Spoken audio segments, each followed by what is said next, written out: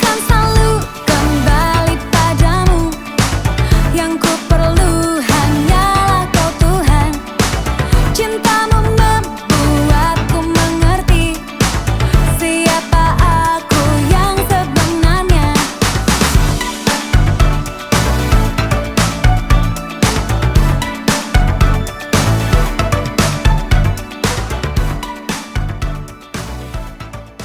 Romo yang hidup penuhi setiap kami Tuhan. Kami buka hati kami Bapa untuk diisi oleh kebenaran firman Tuhan. Nyatakanlah isi hati Engkau Tuhan menghadapi kami Bapa.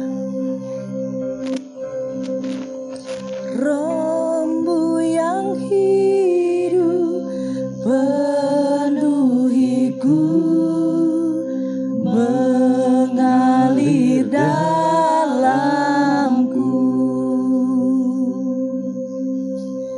Jiwaku tenang bersamamu dalam naunganmu. Ku buka hati untuk jamahanmu, berserah penuh di hadiratmu. Kau ambil alih seluruh hidupku, di altarmu menyembahmu.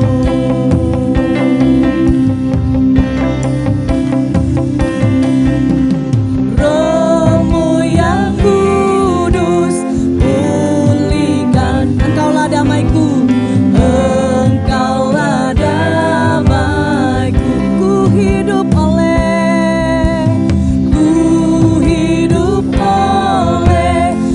anugerahmu yang menyertaiku,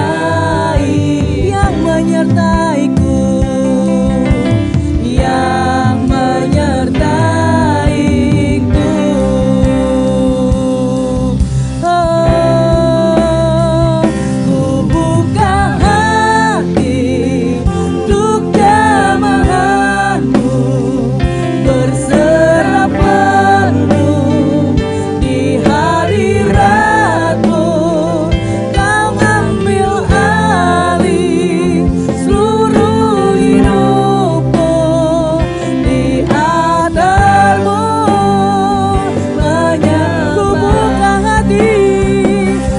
buka hati setiap hati Tuhan. Kami siap menerima jamahan kuasa Engkau Tuhan. Kami hanya berserah pada Engkau Yesus. Yes, haleluya.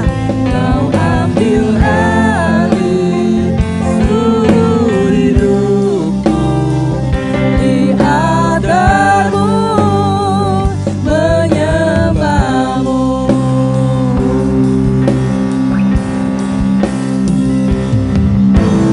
Rohmu yang kudus pulihkan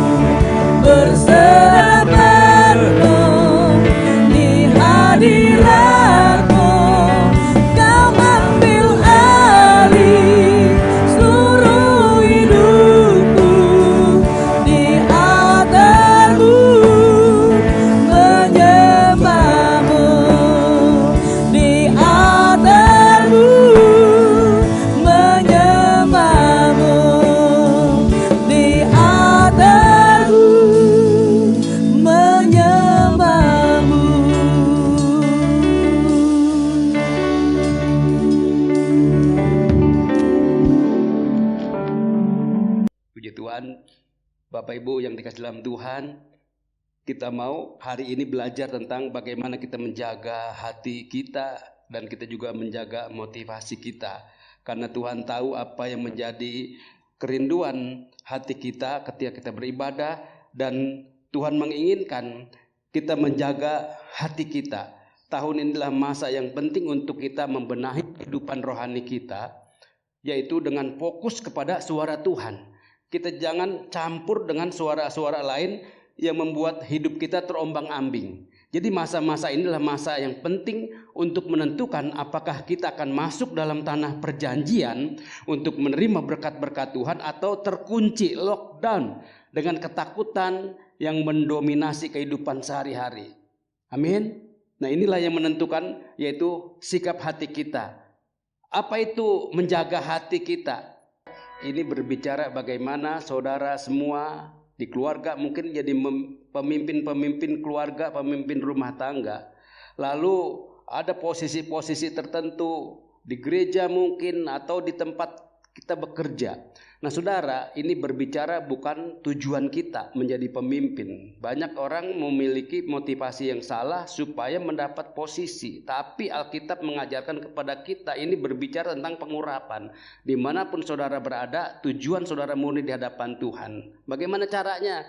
Hari ini kita belajar bagaimana kitab Amsal pasal 4 ayat 23. Amsal pasal 4 ayat 23 dikatakan, jagalah hatimu dengan segala kewaspadaan, karena dari situlah terpancar kehidupan. Kata terpancar kehidupan ini berbicara mengenai identitas diri kita.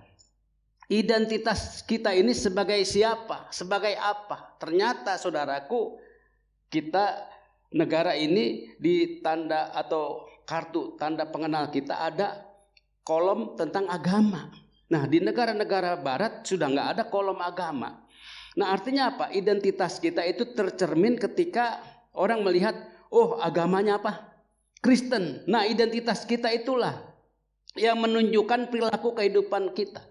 Makanya Alkitab mengajarkan kepada kita, jagalah hatimu dengan segala kewaspadaan, karena dari situlah terpancar kehidupan. Kehidupan apa yang sedang saudara nyatakan? Kehidupan seperti apa? Kehidupan yang bagaimana yang saudara pancarkan? Amin.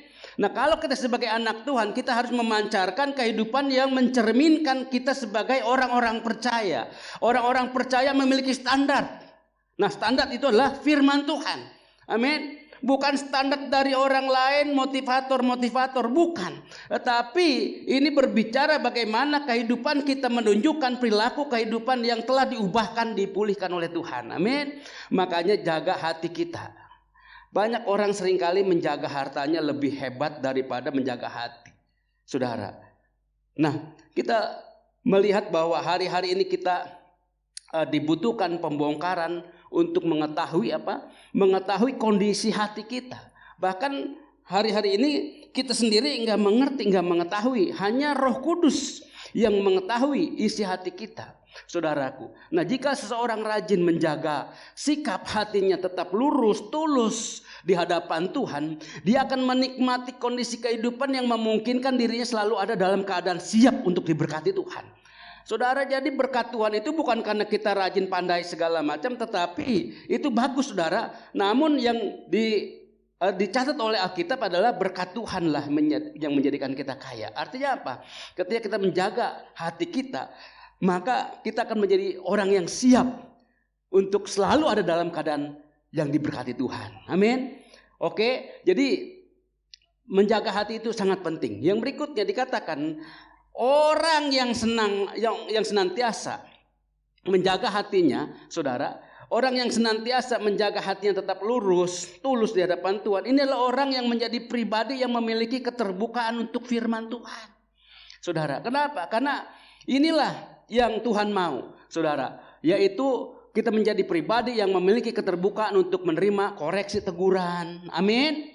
Saudara, mari kita belajar bertahun-tahun menjadi pengikut Kristus, menjadi orang percaya, menjadi anak Tuhan. Sudahkah kita memiliki sikap yang seperti ini? Saudaraku, di tempat ini nggak ada hukuman, nggak ada pendisiplinan. Ketika kita ingatkan aja sudah mudah tersinggung, itu berarti belum menjadi orang yang terbuka untuk menerima koreksi dan teguran. Kelihatan dari apa? Body language-nya.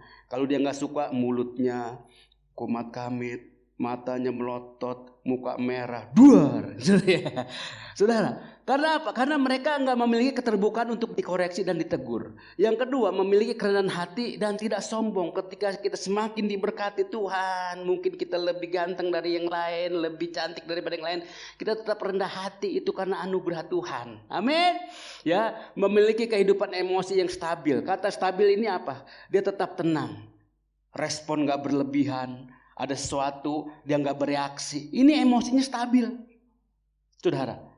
Bayangkan bertahun-tahun mengikut Tuhan, bahkan terlibat pelayanan, emosinya nggak stabil. Ada apa-apa mudah marah, mudah tersinggung. Dulu ada teman kita yang bilang, orang yang mudah marah, mudah tersinggung, kampungan kan ya, alias norak, ya, bukan kotaan. Nah, kita belajar bahwa kita harus memiliki kehidupan emosi yang stabil karena kita menjaga hati kita, saudara. Lalu menjadi pribadi yang mudah menerima firman rema. Apa itu firman rema? Ketika kita dapat firman, haleluya, yes, terima kasih Tuhan, saya diberkati, saudara. Nah, ini adalah orang yang membuka hati. Sebaliknya, ketika kita menutup diri, saudara, ketika ada firman yang memberkati kita, kita tersinggung. Pendeta nyinggung gue, gitu saudara. Karena nggak mau menerima firman sebagai rema. Lalu yang berikutnya, menjadi pribadi yang memiliki kebesaran hati, menghargai anugerah Tuhan yang bekerja dalam kehidupan seseorang tanpa merasa tersaingi. Wah, puji Tuhan, orang ini lebih hebat, orang ini dipakai Tuhan, diurapi Tuhan. Oh, haleluya, puji Tuhan. Jadi dia merasa sejahtera, merasa senang melihat orang diberkati, hidupnya berlimpah. Haleluya, puji Tuhan, bukan malah iri hati, saudara. Nah, inilah banyak orang tidak menjaga hatinya. Karena apa? Karena ketika melihat orang lebih diberkati, lebih hebat, lebih unggul, dia tersinggung, dia merasa iri hati, dia merasa emosi. Karena apa? Karena dia iri hati, saudara. Ternyata bukan virus corona aja yang membahayakan, tapi juga ada virus iri hati, virus dendam, saudaraku. Itulah yang tidak menjaga sikap hati. Nah, saudara, kita belajar inilah pentingnya ketika kita menjaga hati. Alkitab kita luar biasa, jagalah hatimu dengan segala kewaspadaan, karena dari situlah terpancar kehidupan. Kehidupan saudara, sukacita, ada damai sejahtera, senang, itu terpancar, saudara, dari hati kita. Kenapa? Oh, kita melihat orang lebih baik, orang itu lebih dipakai Tuhan, lebih sejahtera, lebih diberkati. Kita tetap menikmati, kita tetap enjoy. Itu kelihatan dari wajah kita. Kalau kita melihat orang lebih hebat, mobilnya berderet, seperti di halaman parkir, kita tetap senang, ya, tetap tenang. Itu artinya kita lagi menjaga hati kita. Sebaliknya, kalau orang mudah marah, tersinggung, mudah iri hati, dia orang yang tidak menjaga, orang yang menggagal menjaga hatinya. Kita lanjut, mengapa, apa tujuan, apa berkat ketika kita menjaga hati kita? Mengapa kita harus menjaga hati kita? Nah, ini bicara tentang apa? Jadi kekristenan itu bukan sekedar agama. Nah, kalau Anda atau kita semua boleh hadir hari Minggu seperti ini, duduk, saya udah ke gereja, saya udah menjalankan agama saya lebih rohani daripada yang lain. Dilihat aja tuh yang lain, dari bulan Maret sejak ada PSBB nggak pernah ibadah, gue lebih hebat. Bukan itu. Jadi kekristenan itu bukan sekedar agama, tetapi tentang bagaimana kita membangun hubungan yang terus-menerus dengan Bapa di sorga. Amin. Hubungan kita akan terhubung, ini membuktikan bahwa hidup kita benar. Di Alkitab kemarin di dalam ibadah wanita saya sampaikan bahwa Amsal pasal 3 ayat 5 dikatakan, percayalah kepada Tuhan dengan segenap hatimu. Kenapa dengan segenap hati? Karena hati ini menentukan. Banyak orang hari-hari ini gak segenap hati. Oke, dia ada ibadah di tempat ini, tapi gak segenap hati. Mikirin tokonya belum buka, mikirin nanti selesai ibadah mau makan bakmi di mana, ya kan? Nah, saudara, kadang nggak segenap hati. Kalau kita mau segenap hati, saudara, kita fokus kepada firman Tuhan. Kita mau hari ini kita dapat berkat, kita mau mendapat sesuatu yang memberkati hidup kita. Amin. Saudara, ini berbicara bagaimana kita lagi mau berkat Tuhan terbuka. percayalah kepada Tuhan dengan segenap hatimu dan janganlah bersandar kepada pengertianmu sendiri. Saudaraku yang dalam Tuhan, mengapa kita harus menjaga hati?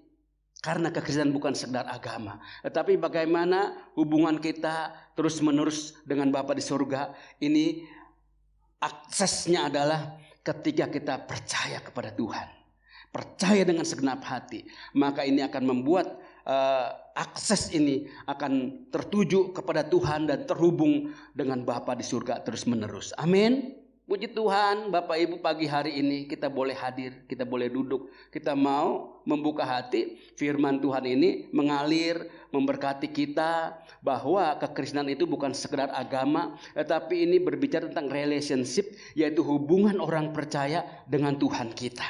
Amin. Saudara, pentingnya umat Tuhan memiliki kehidupan roh dan bukan sekedar aktivitas agamawi. Saudaraku, amin. Kita bisa membedakan aktivitas roh dengan kehidupan agama. Boleh-boleh aja orang-orang di sana melakukan agamanya saudara dengan teratur. Puji Tuhan, saudara. Tapi ini berbicara tentang hubungan kita dengan Tuhan. Ada kehidupan roh tidak? Saudara, amin. Ya. Kembali ke firman bahwa kita harus menjaga hati kita di gereja, dimanapun, di rumah, di tempat pekerjaan. Karena ada janji Tuhan ketika kita menjaga hati kita, menjaga motivasi kita, kita akan siap menerima berkat Tuhan yang selalu Tuhan siapkan. Amin. Saudara, nah inilah dikatakan bahwa kita ini bukan sekedar aktivitas agama, tetapi ada kehidupan roh di dalam kehidupan kita. Orang-orang yang menjaga hatinya. Matius pasal 5 ayat 20, maka aku berkata kepadamu jika hidup keagamaanmu tidak lebih benar. Ini kata benar ini bukan baik, saudara. Ya, ada baik, ada benar, saudara. Mungkin banyak kita berhadapan dengan orang baik, belum tentu benar. Tetapi kalau kita berhadapan dengan orang benar, pasti baik, saudara. Maka aku berkata kepadamu jika hidup keagamaanmu tidak lebih benar daripada hidup keagamaan ahli-ahli Taurat dan orang-orang Farisi, sesungguhnya kamu tidak akan masuk ke dalam kerajaan surga. Jadi standar firman Tuhan ini bukan sekedar baik, tetapi benar di hadapan Tuhan. Amin. Nah itulah kehidupan roh. Jadi bukan aktivitas agamawi. Boleh-boleh kita melakukan sesuatu, kita lihat benar nggak di hadapan Tuhan. Amin. Ketika ini benar, pasti ini memuliakan Tuhan. Lanjut, saudara. Ya, kenapa dan bagaimana kita menjaga hati kita, menjaga motivasi kita? Disitulah bahwa kita mau menjadi orang-orang yang siap atau memiliki akses untuk menerima janji Tuhan dan berkat Tuhan, perlindungan dan pertolongannya. Tanpa kita terus memiliki semangat gairah rohani terhadap hal-hal yang dari Tuhan, kita akan membuang kebenaran yang sudah kita ketahui. Apa akibatnya? Akibatnya kita akan mengalami kelesuan rohani. Begitu banyak kebenaran firman disampaikan dalam ibadah-ibadah. Juga kita orang-orang yang bertekun di dalam perenungan firman, saudara, kita terus belajar jangan hanya sebagai orang-orang yang menerima firman sebatas atau apa yang kita tahu tentang firman. Saudara, sehingga kita hafal ayat itu bagus, tetapi kalau kita sekedar mendengar aja dan tidak melakukannya, apa yang terjadi saudara? Kita akan mengalami kelesuan rohani. Puji Tuhan kalau pagi hari ini kita boleh duduk diam. Kita tangkap firman-Nya, lalu kita terima pesan-pesannya. Pagi hari ini saya diberkati bagaimana saya menjaga sikap hati kita. Amin. Oh ternyata ada berkat Tuhan ketika kita menjaga sikap hati ini, saudaraku.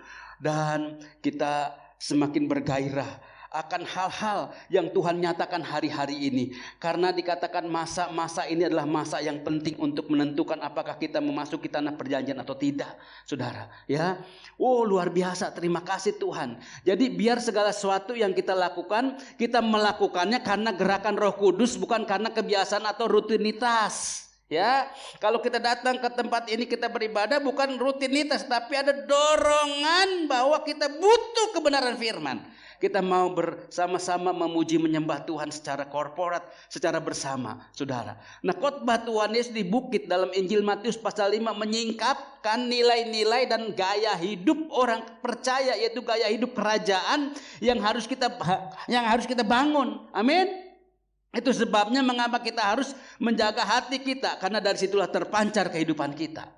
Saudaraku, ini berbicara bagaimana nilai-nilai kehidupan atau gaya hidup orang percaya. Saudara, motivasi kita apa? Tujuan kita apa? Saudaraku, kita melihat bahwa Alkitab kita ini dahsyat karena apa? Karena kita membutuhkan dasar yang kokoh untuk menjadi orang percaya. Itu sebabnya mengapa kita harus menjaga hati kita, dari situlah terpancar kehidupan. Yang kedua, yang berikutnya dikatakan bahwa mengapa kita harus menjaga hati. Ini bicara tentang bagaimana kita membangun hidup kita. Saudara, kekristenan itu tidak dibangun berdasarkan apa? Asumsi. Apa itu asumsi? Sesuatu yang belum tentu benar. Asumsi adalah perkiraan, yaitu bagaimana dia menerima informasi, saudaraku, dan itu belum tentu kebenarannya.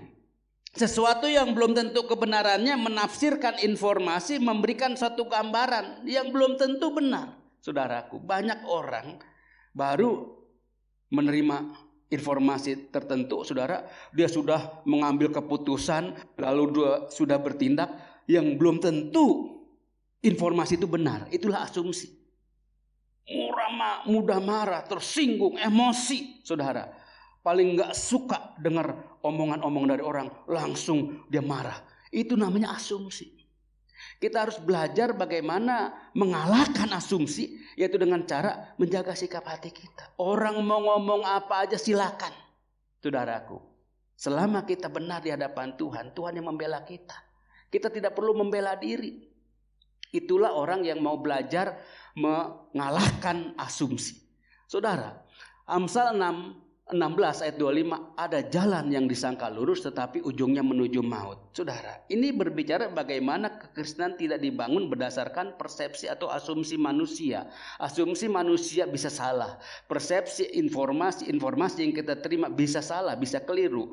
Makanya sebelum mengambil tindakan, sebelum berespon, sebelum bereaksi, kita belajar bagaimana mengelola hati kita ini, memanage hati kita, saudara, supaya kita jangan jatuh dalam dosa. Ada jalan yang disangka lurus tetapi ujungnya menuju maut. Apa artinya? Saudara, apabila seorang sudah merasa melayani Tuhan, sudah melakukan sesuatu yang baik, lalu merasa sudah benar, ini adalah sesuatu yang keliru karena dia sedang berasumsi. Apa maksudnya? Apa yang Tuhan inginkan? Apa yang Tuhan mau? Saudaraku, lihat bahwa yang Tuhan mau adalah lanjut, ternyata yang Tuhan mau adalah Tuhan menginginkan kita untuk mengembalikan gerejanya, posisi kita sebagai orang percaya kepada cara yang dikehendakinya dari sejak semula. Bagaimana Tuhan melihat motivasi kita. Kita beribadah, kita melayani Tuhan, kita melakukan sesuatu yang baik. Saudara, kembali bahwa Tuhan menginginkan, yaitu bagaimana hidup orang-orang percaya masa kini, anak-anak Tuhan hari-hari ini, sesuai nggak apa yang Tuhan kehendaki. Sejak semula Tuhan melihat motivasi kita. Amin. Ketika kita sesuai apa yang Tuhan mau, bukan apa yang kita mau, saudara, bukan sekedar aktivitas agamawi, bukan sekedar kita sedang mau mendemonstrasikan hal-hal yang, atau kita menunjukkan sesuatu, bahkan orang lain mungkin gak mampu, kita bisa melakukannya. Bukan itu. Tetapi sudahkah sesuai dengan apa yang Tuhan kehendaki? Ini sasarannya. Amin. 1 Raja-Raja pasal 6 ayat 7. 1 Raja-Raja pasal 6 ayat 7 dikatakan apa? Saudaraku, ya, pada waktu rumah itu didirikan, dipakailah batu-batu yang telah disiapkan di penggalian, sehingga tidak kedengaran palu atau kapak atau sesuatu perkakas besi pun selama membangun rumah itu. Artinya apa? Tuhan menginginkan bahwa ketika dia mendirikan, kita ini adalah bait Allah. Amin. Di dalam Perjanjian Lama ini bicara bagaimana membangun bait Allah. Nah, di dalam Perjanjian Baru, bait Allah itu adalah saya dan saudara, orang-orang percaya. Apa itu bait Allah? Bait Allah tempat kediaman kudusnya Tuhan. Amin. Nah, ketika kita diberi satu anugerah menjadi tempat kediamannya Allah, sudahkah kita mempersiapkan hidup kita untuk Tuhan bertahta dalam hidup kita? Amin. Bagaimana caranya Tuhan bertahta dalam kehidupan saya dan saudara? Kita lakukan apa yang menjadi kehendak Tuhan, bukan keinginan kita. Kita anak-anak Tuhan. Tuhan Yesus mati di kayu salib. Dia menebus saya dan saudara. Darahnya dicurahkan, menyucikan kita. Untuk apa? Menjadikan kita tempat kediamannya. Tidak tahukah kamu bahwa kamu adalah bait Roh Kudus? Amin. Bait Roh Kudus, saudara. Bukan bait Roh Kudus. Nah, itu perbedaannya. Saudara, bagaimana caranya? Nah, ternyata bila kita ingin melihat gereja Tuhan, tubuh Kristus dibangun seperti yang Tuhan mau, kita perlu memiliki karakteristik yang sama. Saudara, apa yang sama? Yaitu batu-batu yang dipersiapkan oleh Tuhan, artinya yang dikhususkan oleh Tuhan. Saudara, ya, bagaimana caranya? Nah, inilah saudaraku, di Matius pasal 7 ayat 24 sampai 27, keluar dari slide, saudara. Matius 7 ayat 24 sampai 27. Firman Tuhan mengatakan setiap orang yang mendengar perkataanku ini, wah luar biasa, saudara. Inilah orang-orang yang mau menghidupi firman. Orang yang menghidupi firman, ketika firman disampaikan, dia membuka hatinya. Dan dia terus menjaga firman di dalam hatinya. Itulah kebenaran firman, pesan-pesan Tuhan pada hari ini. Kita mau menjaga sikap hati kita. Yaitu setiap orang yang mendengar perkataanku ini dan melakukannya. Ya, sama dengan orang yang bijaksana. Orang yang mendirikan rumahnya di atas batu. Oh, puji Tuhan, ibu itu bijaksana sekali orangnya. Orangnya lembut, tidak mudah tersinggung. Orangnya juga baik. Inilah yang dikatakan bijaksana. Kenapa? Karena dia melakukan firman. Bukan sekedar mendengarkan firman. Amin. Jemaat Tuhan, kita mau menjadi orang yang bijaksana. Bukan sekedar dengerin firman, tahu, hafal ayat firman. Tapi kita juga mau melakukannya. Apa yang Tuhan nyatakan. Tahu gak apa yang terjadi? Dia adalah seperti orang yang mendirikan rumah di atas batu. Saudaraku yang dalam Tuhan. Tuhan juga sangat spesifik bagaimana pondasi harus dibangun. Tanpa pondasi yang baik tidak ada bangunan yang aman. Terancam rubuh. Saudara. Kenapa? Karena pondasinya gak baik. Lihat ayat 25. Kemudian turunlah hujan. Hari-hari ini hujannya dibilang sporadis atau cuaca ekstrim. Misalnya waktu siang panas terik. Panas terik, siapa yang menduga? Tapi tiba-tiba dalam sekejap hujan deras sekali, saudara. Itu namanya cuaca ekstrim. Hujan yang sporadis tiba-tiba. Ayat 25, kemudian turunlah hujan dan datanglah banjir. Lalu angin melanda. Bukan hanya hujan, bukan hanya banjir, tapi angin. Wush, saudara. Apa yang terjadi? Melanda rumah itu, tetapi rumah itu tidak rubuh. Sebab didirikan di atas batu. Katakan amin. Kita mau menjadi anak-anak Tuhan yang terus menjaga hati kita. Amin. Sehingga kita seperti orang yang mendengar firman dan melakukannya. Ini merupakan suatu pondasi yang kokoh yang membuat kita aman. Ada masalah, ada pergumulan, ada tantangan sekalipun tidak membuat kita goyah, tidak membuat kita terombang-ambing, tetap kokoh di hadapan Tuhan. Amin. Saudara, mendirikan rumah di atas batu, tetapi saudara, rumah itu tidak rubuh. Amin. Sebaliknya ayat 26-27 dikatakan apa? Tetapi setiap orang yang mendengar perkataanku ini dan tidak melakukannya, ya sama dengan orang bodoh. Bukan pendeta loh yang ngomong. Ini Alkitab. Kita gak mau kan dibilang orang bodoh. Amin. Yang mendirikan rumahnya di atas pasir. Kemudian turunlah hujan dan datanglah banjir. Sama problemnya. Hujan, banjir, lalu apa? Angin melanda rumah itu. Apa yang terjadi? Sehingga rubuhlah rumah itu. Hebatlah kerusakannya. Bukan hanya rubuh, tapi dikatakan hebatlah kerusakannya. Tafsirkan sendiri. Udah roboh, rusak semua, nggak ada yang keambil. Saudara, banyak orang dengar firman, bertobatlah.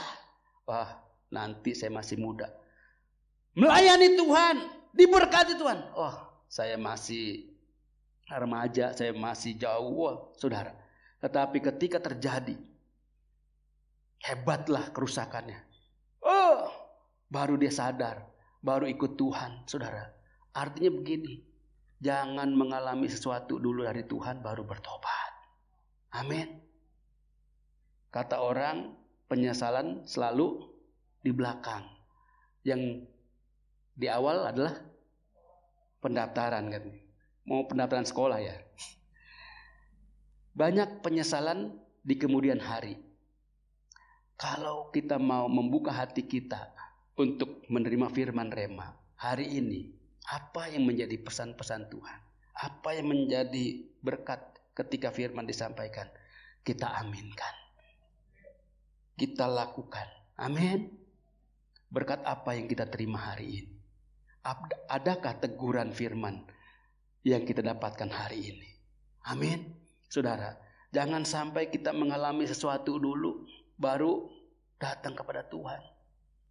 Enggak pernah ibadah, saudara. Mengalami sesuatu, pintu gereja belum dibuka, dia udah datang. Saudara, kalah tuh koster gereja. Jangan sampai seperti itu. Nah, saudaraku, pesannya adalah di akhir zaman ini, waktu Tuhan, waktunya Tuhan sedang terjadi hari-hari ini, sehingga kita sebagai orang-orang percaya, umat Tuhan harus meningkatkan ketajaman hubungan pribadi kita dengan Tuhan. Amin. Yang terus diperbarui dalam roh, bukan sekedar aktivitas agamawi. Kita mau setiap pesan firman itu kita aminkan. Mungkin hari ini, waktu ini belum mengerti firman ini, tetapi kita percaya saja, kita terima dengan segenap hati. Pada saatnya firman itu menjadi rema. Oh, haleluya, betul. Saya ingat, saya pernah dengar firman ini tanggal sekian hari Minggu di gereja ini. Oh, ternyata sekarang jadi kebenaran dan saya diberkati Tuhan. Amin. Buka hati kita. Orang yang menutup diri adalah orang yang tidak mau berkembang. Orang yang tidak mau mengubah nasibnya adalah orang yang tidak mau mengubah arah hidupnya. Saudara, kalau kebenaran firman Tuhan hari ini memberkati saya dan saudara, mari kita terus memperbaiki ketajaman hubungan kita dengan Tuhan. Kita mau Roh Kudus memperbaharui terus hubungan kita kepada Tuhan, bukan sekedar rutinitas aktivitas agamawi. Menjaga sikap hati kita, menjaga motivasi kita. Ada berkat Tuhan, bagaimana akses kuasa kebenaran janji-janji Tuhan kita dapat menerimanya ketika orang-orang percaya yang terus menjaga sikap hatinya. Amin. Tuhan memberkati kita semua. Haleluya. Puji Tuhan, beri kemuliaan buat Tuhan. Haleluya. Terima kasih Bapa di surga buat kebenaran firman-Mu. Kami terus belajar dari firman Tuhan. Jagalah hatimu dengan segala kewaspadaan, karena dari situ terpancar kehidupan. Biar terjadi dalam kehidupan kami orang-orang percaya yang membangun kehidupan kami di atas batu karang yang teguh, yaitu kebenaran firman dan Kristus. Sehingga adapun masalah melanda hidup kami, kami tetap kuat dan tidak roboh. Terima kasih Tuhan. Kami mau bukan hanya mendengar firman, mendengarkan perkataan-Mu, tetapi melakukan firman. Dan kami menjadi orang yang bijaksana. Di dalam nama Tuhan Yesus, haleluya, amin. Puji Tuhan, Tuhan memberkati.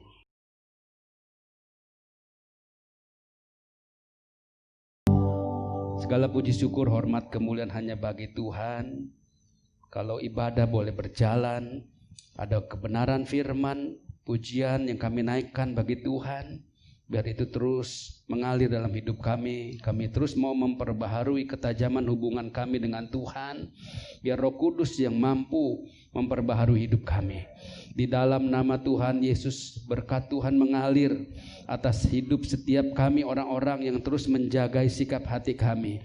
Demi nama Tuhan Yesus, arahkan hati kita kepada Tuhan. Memberkati engkau dan melindungi engkau. Tuhan menyinari engkau dengan wajahnya dan memberi engkau kasih karunia. Tuhan menghadapkan wajahnya kepadamu dan memberi engkau damai sejahtera. Janji Tuhan akan digenapi, engkau tetap naik bukannya turun, menjadi kepala bukannya ekor. Apa yang kau kerjakan Tuhan buat berhasil dan beruntung. Tuhan menjaga keluar masukmu di dalam nama Tuhan Yesus. Haleluya. Amin. Tuhan memberkati. Shalom. Selamat pagi, Tuhan memberkati.